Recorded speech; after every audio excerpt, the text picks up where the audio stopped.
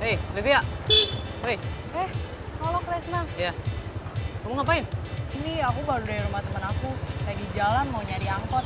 Oh, yaudah kamu sama aku aja yuk. Aku anterinnya gimana? Ya gimana dong, aku nggak pakai helm nih Kresna. Ah, udahlah, tenang aja. Kamu yakin nggak apa-apa? Yakin. Bener nih. Tenang aja. Udah. Aku naik ya. Iya. Udah. Udah, sip.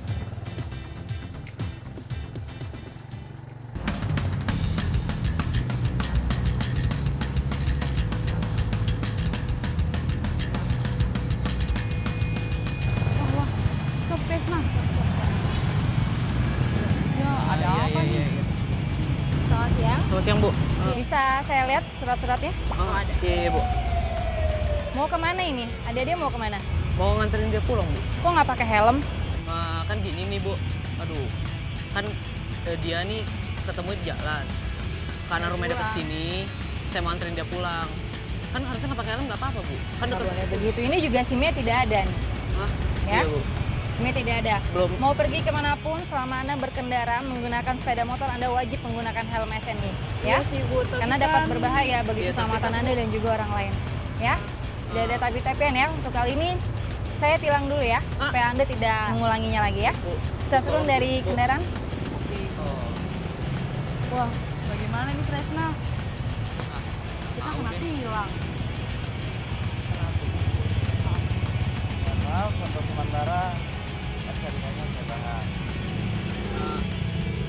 Ngomong-ngomong Kresna, ini kan yang biasa kita lihat di TV itu kan, yang selalu membawakan berita NTMC. KEK ya. Coba kita tanyakan. Maaf, Ya?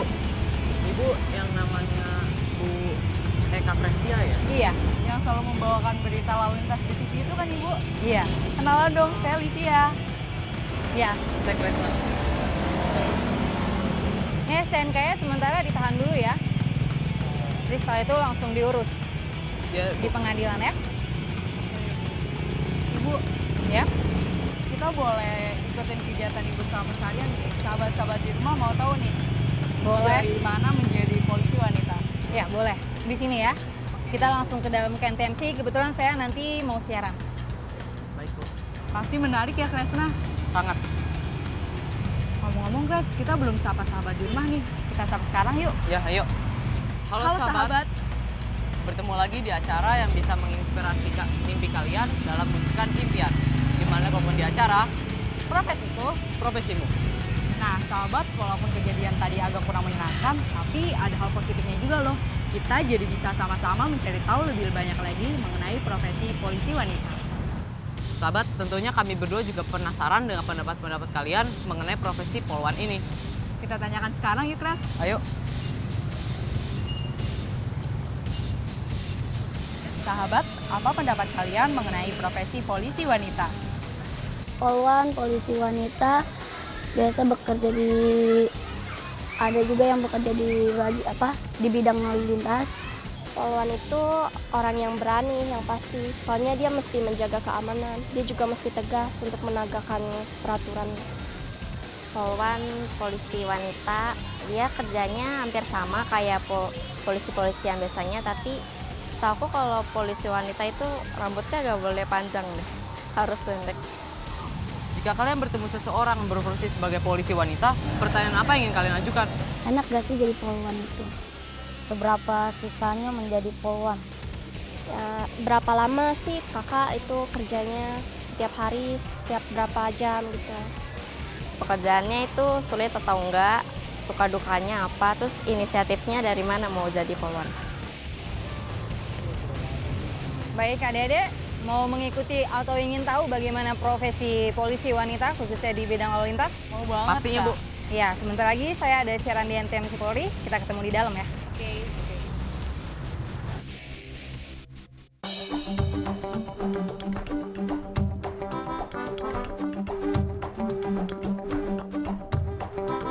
Sahabat, sekarang kita sudah berada di dalam kantor National Traffic Management Center yang berada di Jalan MT Haryono, Jakarta.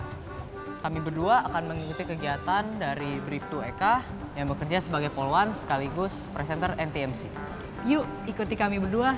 Tapi sebelum itu, saksikan dulu informasi yang mau lewat berikut ini. Ini dia. Informasi. Di Indonesia, polisi wanita atau yang akrab dipanggil Polwan secara resmi terbentuk pada tanggal 1 September 1948, yaitu saat pemerintah Indonesia menghadapi agresi militer Belanda kedua. Terbentuknya kepolisian wanita ini tak lain adalah diperuntukkan dalam mengenai kasus-kasus yang melibatkan kaum wanita, baik sebagai korban maupun pelaku kejahatan. Namun, tugas Polwan di Indonesia semakin lama semakin berkembang. Tugasnya tidak lagi menyangkut masalah kejahatan wanita, anak-anak dan remaja, serta narkotika dan masalah administrasi, tapi juga hampir menyamai berbagai tugas polisi pria. Sebagai bagian integral dari Kepolisian Negara Republik Indonesia, Polwan juga turut menjalankan fungsi-fungsi umum kepolisian, seperti salah satunya di lalu lintas. Dalam upaya memberikan pelayanan kepada masyarakat yang memungkinkan polisi lalu lintas dapat bekerja secara cepat dan akurat dalam merespons setiap permasalahan yang ada di lapangan. Korps Lalu Lintas Polri menghadirkan National Traffic Management Center atau NTMC sebagai pusat kendali informasi dan komunikasi lalu lintas dan angkutan jalan. Kini Polwan yang awalnya hanya bertugas di lapangan dapat juga kita lihat di layar televisi saat bertugas melaporkan kondisi lalu lintas melalui NTMC. Tentunya menjalani profesi sebagai seorang polisi wanita dan juga presenter NTMC memiliki tantangan tersendiri untuk mengetahui lebih lanjut mengenai profesi ini. Saksikan saja perbincangan dengan seorang polisi wanita di Profesiku Profesimu.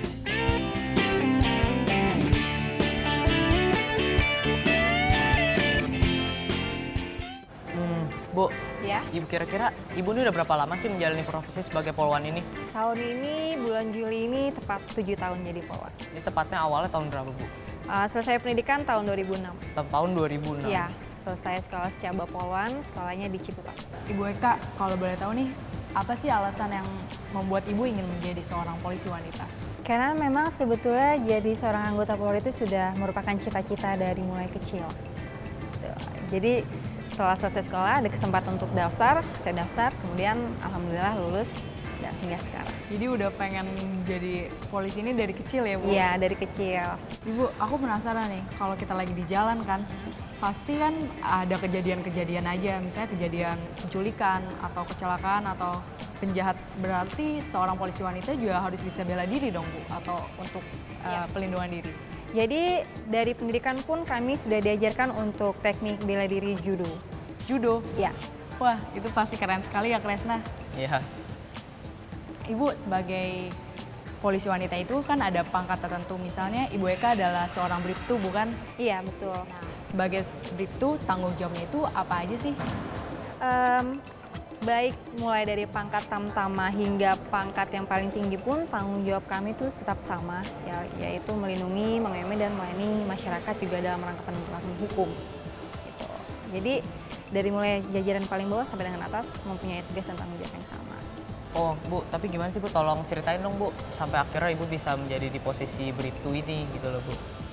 Beserta singkatannya. Ya, kalau untuk bribtu ini kepangkatan ya sebenarnya. Jadi setelah awal selesai dari selesai sekolah polisi itu saya berpangkat bribda, brigadir polisi 2. Kemudian 4 tahun kemudian saya naik pangkat jadi bribtu, brigadir polisi 1 gitu. Ada lagi bribda, bribtu, brigadir, bribka. Kemudian juga ada tingkatan perwira. Oh, seperti itu. Ya. Apakah dalam pekerjaannya langsung ada perbedaan, misalnya posisi atau tempat bekerjanya gitu, Bu? Kalau untuk perbedaan itu hanya dari perbedaan fungsi dan juga perbedaan level ya, baik level bintara maupun level perwira. Tapi pada intinya kewajibannya sama. Selama menjalani profesi sebagai polisi wanita ini, apakah ada kendala-kendala yang pernah Ibu alami? Kalau kendala sih selama ini nggak ada ya, tidak ada hampir karena memang apapun resiko terberat karena saya memang sudah dari hati ingin menjadi seorang anggota Polri, jadi apapun resiko terberat saya hadapi. Jadi enjoy aja. Nah, adik-adik tadi kan katanya mau lihat saya siaran, yuk kita langsung aja.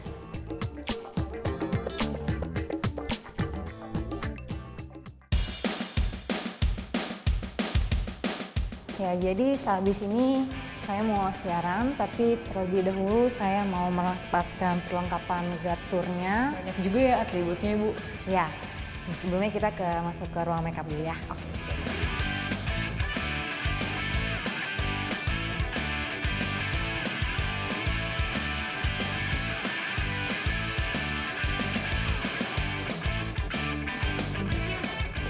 Nah, Livia, Kresna ini ruang makeupnya. Sebenarnya kakak akan ganti ini, melepaskan ini, terus agak tajam-tajam sedikit. Ibu Eka selain menjadi poluan ini, Ibu Eka kan juga berprofesi sebagai pembawa berita yang menyampaikan kabar lalu lintas. Nah, bisa cerita sedikit nggak gimana awalnya Ibu Eka bisa bergabung? Jadi sebenarnya pembawa acara berita itu merupakan salah satu tugas kepolisian karena memang membawakan acaranya dari pihak kepolisian. Itu salah satu program pelayanan prima dari kepolisian. Nah, sebelumnya sebelum saya bisa ada di sini itu kami menjalani seleksi. Jadi awalnya ada surat perintah untuk mengikuti seleksi menjadi presenter NTMC. Ini dari beberapa polda di hampir seluruh wilayah Indonesia, sekitar 200 orang diseleksi, namun hanya tersisa 6 orang awalnya. Dan kemudian ke sini tambah ada regenerasi dan selanjutnya seperti itu. Ya. Oh iya, Bu, yang saya bingung dari tadi tuh bagaimana caranya Ibu tuh bisa menyesuaikan diri antara menjadi seorang polisi di lapangan dan menjadi seorang polisi yang membawakan berita itu, Bu? Sebenarnya penyesuaian diri seperti itu nggak susah karena memang pada intinya tugas pokok polisi adalah melindungi, mengayomi, dan melayani masyarakat. Jadi kita fleksibel ketika kita berada di luar, ya kita dengan tugas kita seperti itu, tapi bukan berarti kita tidak bisa ada di dalam. Dan sebaliknya juga seperti itu, kalau Anda adik-adik melihat polisi yang ada di dalam ruangan, bukan berarti mereka tidak bisa bertugas di lapangan. Oh, seperti itu ya. Iya. Ngomong-ngomong, Ibu Eka ini mau persiapan sebelum siaran kan? Iya. Nah, kalau boleh tahu, apa aja sih persiapan Ibu Eka sebelum siaran itu? Boleh, tapi aku sambil lepas-lepas ya, nggak apa-apa kan? Sambil touch-up. Jadi persiapan sebelum siaran yang pertama pastinya make up, karena kan berhadapan dengan kamera juga. Kemudian setelah itu juga persiapan untuk materinya. Nanti saya harus melihat CCTV dulu, kita lihat yang mana yang ada titik rawannya, kemudian kita sampaikan kepada masyarakat juga. Kita akan cari informasi-informasi lainnya, baik dari Twitter juga dari HT ataupun dari informasi petugas di lapangan. Bu, mohon maaf ini Bu ya. Meskipun Ibu seorang polisi kan, tapi Ibu ini kan juga seorang wanita ya Bu ya, karena Ibu perempuan jadi tidak boleh begini gitu. Sebenarnya di Polri sekarang ini kan juga emansipasi wanitanya sudah benar-benar dijunjung tinggi ya. Jadi kita yakin bahwa apa yang bisa dikerjakan pria juga bisa dikerjakan oleh wanita. Nah, tapi dengan norma-norma yang memang terbatas, seperti semisalkan ada hak-hak wanita yang dihormati memang di dalam Polri sendiri. Misalkan untuk wanita hamil, cuti melahirkan itu tetap ada di kami gitu. Kalau dalam hal tugas-tugas nih, pasti kan ada perbedaan polisi wanita dengan polisi pria. Apa aja sih, Bu? Sebenarnya tidak ada perbedaan yang cukup signifikan karena ketika kita di lapangan dan ketika kita melakukan tugas semuanya hampir sama. Misalkan di lalu lintas sendiri, bukan berarti yang poluan itu tidak ikut diatur. Sama aja kok, apa yang dilakukan oleh polisi laki-laki juga dilakukan oleh polisi wanita. Itu masing-masing fungsinya. Seperti di reserse juga ketika melakukan sebuah penyelidikan atau penyidikan di luar ataupun pengembangan, dari polisi wanitanya juga diikutsertakan, apalagi kalau memang target operasinya itu adalah wanita. Oh ya Bu, pasti kan Ibu ini udah lama nih jadi polisi ini, pasti banyak pengalaman dong Bu yang berkesan. Kira-kira cerita dong Bu, salah satu pengalaman yang paling berkesan buat Ibu itu. Pengalaman yang paling berkesan? Kayak sekarang nih. Apa? Kayak sama kalian. Sekarang? Iya, salah satu pengalaman yang paling berkesan kan, yaitu ketika kita bisa di lapangan, kita dapat mengayomi dan melayani masyarakat, itu udah salah satu pengalaman berkesan buat saya. Juga saya di lalu lintas, saya bisa berdinas di lalu lintas, kemudian juga menjadi presenter di NTMC, itu juga salah satu pengalaman berkesan. Kemudian di setiap fungsinya menurut saya sih adalah pengalaman berkesan karena beda fungsi, beda pengalaman kan.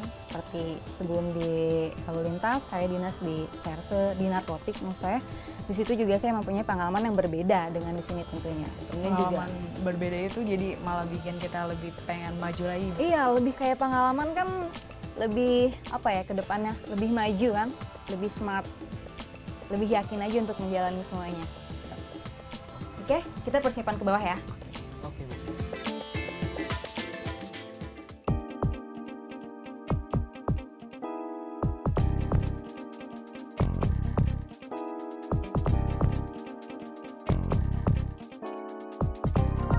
Nah, Besar banget ya Bu ya. iya, Livia dan Krisna ini adalah NTMC Polri dan biasanya kami yang presenter NTMC Polri kalau siaran dari sini.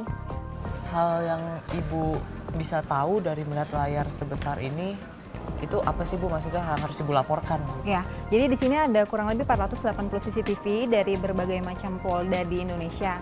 Nah, biasanya kami melihat dari sini, kita melihat titik rawan kemacetan. Dan juga selain untuk melihat titik rawan kemacetan, ini juga bisa digunakan sebagai bukti otentik dari suatu tindak kejahatan. Jadi kalau misalkan ada malam-malam perampokan yang terekam oleh CCTV, ini bisa jadi bukti otentik. Yang mungkin udah pasti betul itu bukti Iya. itu kejadiannya. Nah, di sini ini tempat siaran Ibu Eka kan? Iya. Ketika akan melaporkan suatu berita kepada pemirsa, gimana sih perasaan Ibu Eka itu? Ketika melaporkan berita awalnya memang nervous ya, nervous banget. Karena kan memang tidak terbiasa dengan berhadapan dengan kamera. Mungkin kalau berhadapan dengan senjata biasa, tapi kalau kamera belum biasa. Tapi lama-lama kesini semakin sering semakin biasa. Jadi multi talenta ya Bu, apa aja? Iya gitu. Jadi juga di sini selain kan kita melaporkan kemacetan juga ataupun informasi-informasi lainnya tentang lalu lintas, di sini juga kita menjalin hubungan komunikasi dua arah dengan masyarakat. Jadi masyarakat bisa memberikan informasi ke kita dan kita akan memberikan lagi ke masyarakat gitu. Ya, Livia dan Kresna di sini bisa lihat kan bapak-bapak polisinya, ini adalah operator-operator dari NTMC. Nah, biasanya kalau kami siaran, mereka-mereka lah yang menyiapkan materinya. Jadi memang salah satu tugas mereka adalah menyiapkan materi karena memang mereka yang tahu betul titik-titik mana saja yang saat ini sedang mengalami kemacetan. Terima kasih ya Pak. Udah mau siaran Iya. ya Bu? Belum mau siaran Bu? Ya, mau lihat? Saya siaran dulu ya. Oke deh. Oke Bu. Kami informasikan kembali tentang informasi arus lalu lintas yang hari ini seperti saat ini di Bundaran Hotel Indonesia Jakarta Pusat terjadi peningkatan volume kendaraan dari arah Sudirman akan menuju ke Tamrin.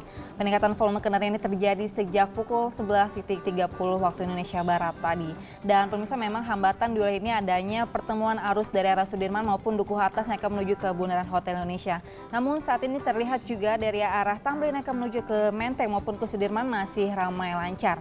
Dan selanjutnya di wilayah Gunung Sahari, Jakarta Pusat juga saat ini terjadi kepadatan dengan kondisi arus lalu lintas didominasi dari arah Pasar Senen yang akan menuju ke Ancol dengan antrian kendaraan 200 meter di masing-masing traffic light. Sementara dari arah Pasar Baru yang akan menuju ke Kemayoran siang hari ini masih cukup ramai lancar dengan antrian kendaraan 100 meter dari traffic light.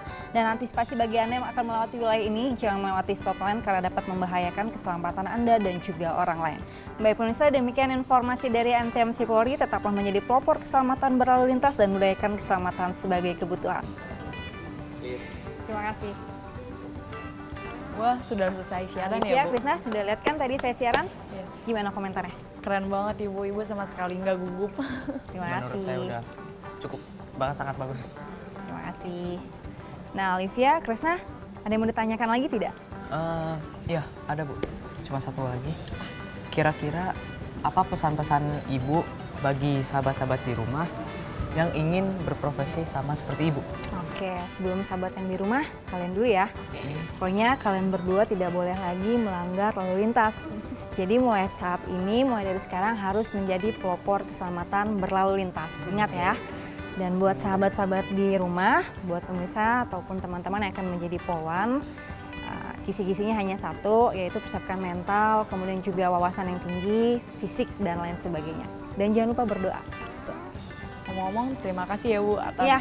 pengalaman Ibu hari ini. kasih, Semoga Bu. bisa Sama-sama. menjadi pengalaman buat sahabat-sahabat di rumah yang ingin berprofesi sebagai polisi wanita. Ya, mudah-mudahan ya. Dan saya punya kenang-kenangan loh buat kalian berdua. Wah, apa tuh Bu? Tapi harus janji ya, tidak Siap. boleh melanggar lagi. Pastinya. Nanti Wah, lucu nih. Makasih Ibu. sini Makasih, saya Bu. pasangin.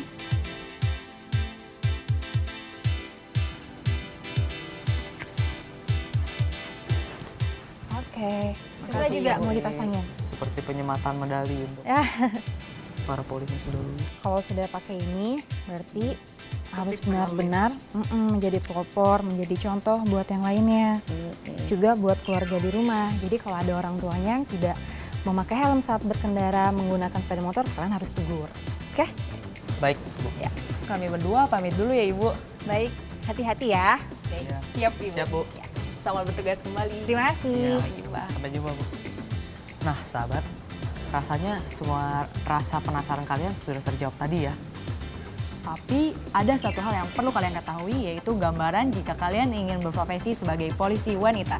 Ini dia. Informasinya.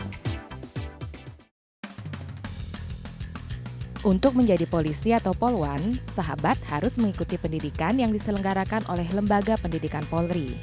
Jenjang pendidikannya pun ada beberapa tahapan. Nah, setelah lulus SMA, sahabat bisa mengikuti beberapa tingkat pendidikan, yaitu Pendidikan Pembentukan, Brigadir Polisi, SAG Perwira, Setukpa, Sekolah Inspektur Polisi Sumber Sarjana, dan Akademi Kepolisian.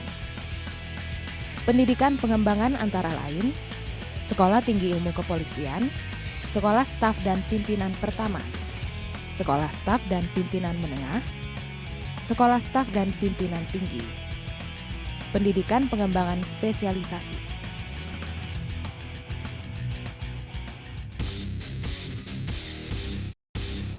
Sahabat, itulah tadi keseluruhan gambaran dari seorang polwan yang berprofesi juga sebagai pembawa berita NIMC. Menarik bukan? Kalau begitu, sudah saatnya kami berdua menutup acara hari ini. Saya Krisna Gustaf. Dan saya Livia Helen beserta seluruh kru yang bertugas mohon pamit. Kalau begitu, tetap saksikan terus profesi-profesi menarik lainnya hanya di acara Profesiku, Profesimu. jangan lupa juga untuk like Facebook kami di Profesiku, Profesimu, IT. Sampai jumpa. Resna, gimana nih surat tilang kamu? Iya, iya. Yuk kita urus sekarang yuk. Yuk.